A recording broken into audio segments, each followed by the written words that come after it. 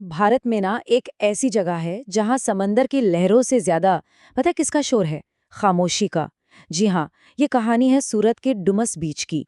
एक ऐसी जगह जिसके बारे में कहते हैं कि वहां का सन्नाटा भी जान ले लेता है।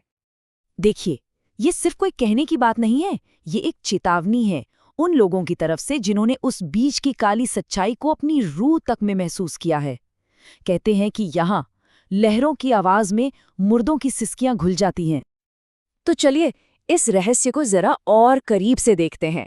डुमस बीच की ना असल में दो दुनियाएं हैं। एक वो जो सूरज की रोशनी में हंसती खिलखिलाती है, और दूसरी वो जो रात के अंधेरे में अपना असली खौफनाक चेहरा दिखाती है।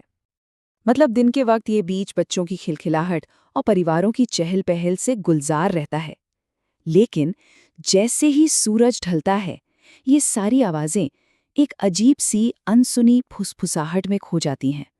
ऐसी आवाज जो मानो समंदर की गहराइयों से आती हो और बुला रही हो, आजा आजा। और ये कोई सुनी सुनाई बात नहीं है, सच में। यहाँ तक कि प्रशासन ने भी रात में इस बीच पर जाने पर पाबंदी लगा रखी है। और इसकी वजह वजह ये है कि कई लोग जो रात के अंधेरे में यहाँ आए, वो फिर कभी सुबह का सूरज नहीं देख पाए। उनका आज तक कोई सुराग नहीं मिला। अब हमारी कहानी में एंट्री होती है कुछ किरदारों की। 5 दोस्त जिन्होंने इन सारी चेतावनियों को सिर्फ एक मजाक समझा और फैसला किया कि वो इस किंवदंती को चुनौती देंगे।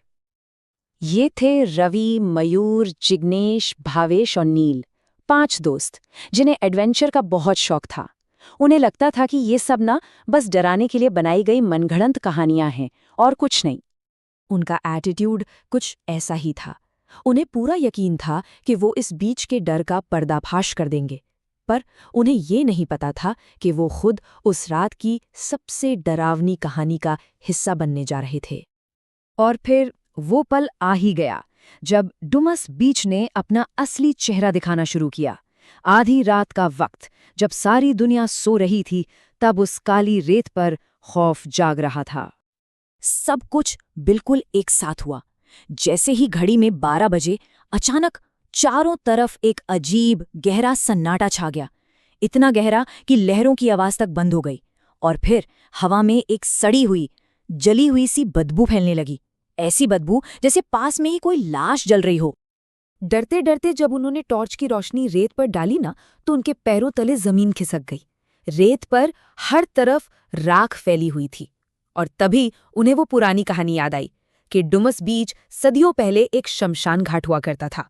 मतलब ये राख, ये उन अनगिनत मुर्दों की थी जिनकी आत्माएं शायद आज भी यहीं भटक रही थीं। अब दोस्तों के बीच डर का माहौल बनने लगा था। और तभी उस सन्नाटे को तोड़ते हुए नील ने पूछा, क्या किसी को कोई गुनगुनाहट सुनाई दे रही है? आवाज एक औरत की थी, बहुत धीमी और दर्द भरे। और फिर जो उन्होंने देखा, उसने उनके होश उड़ा दिए। थोड़ी ही दूर पर रेत से धीरे धीरे एक सफेद साया ऊपर उठ रहा था। साफ पता चल रहा था कि वो कोई इंसान नहीं था। और वो साया, उसके बाल हवा में लहरा रहे थे, पर उसके पैर नहीं थे। वो रेत के ऊपर तैर रहा था।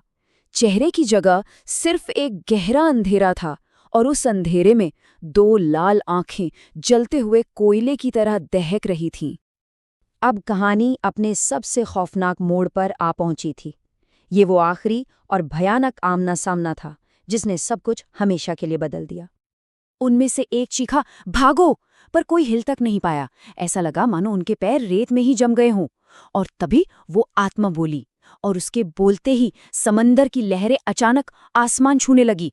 ऐसा लगा जैसे किसी ने उन्हें अंदर से अपनी तरफ खींच लिया हो। उसकी आवाज में सदियों का गुस्सा और दर्द भरा था। वो चीखी, क्यों आए हो मेरी नींद तोड़ने? ये हमारा इलाका है। यहाँ जिनकी चिताएं जली थीं, उनकी आत्माएं आज भी इंसाफ के लिए भटकती हैं। और तब उन्हें समझ आया कि वो उन भटकती आत्माओं के घर में घुस आए थे। उस चीख और उन ऊंची लहरों के बाद सब कुछ एकदम खामोश हो गया। सुबह तो हुई, लेकिन वो रात अपने पीछे एक ऐसा अनसुलझा रहस्य छोड़ गई जो आज भी कायम है। अगली सुबह जब सूरज निकला, तो उस बीच पर सिर्फ एक ही चीज बची थी, रेत पर 4 जोड़ी जूतों के निशान, सिर्फ 4, जबकि रात में वहां 5 दोस्त आए थे। और वो निशान, वो सीधे समंदर की तरफ तो जा रहे थे, लेकिन वापस आने का कोई निशान नहीं था। वो 4 दोस्त उन लहरों में कहाँ समा गए या समंदर उन्हें निगल गया, ये आज तक कोई नहीं जान पाया। और बस उस रात की घटना ने डुमस बीच की इस डरावनी किंवदंती को और भी पक्का कर दिया। आज भी कहते हैं, जो लोग हिम्मत करके वहां रात में जाते हैं उन्हें वही अनुभव होते हैं। कभी साए दिखते हैं, कभी किसी औरत की डरावनी हंसी सुनाई देती है, तो कभी हवा में अचानक राख की गंध आने लगती है।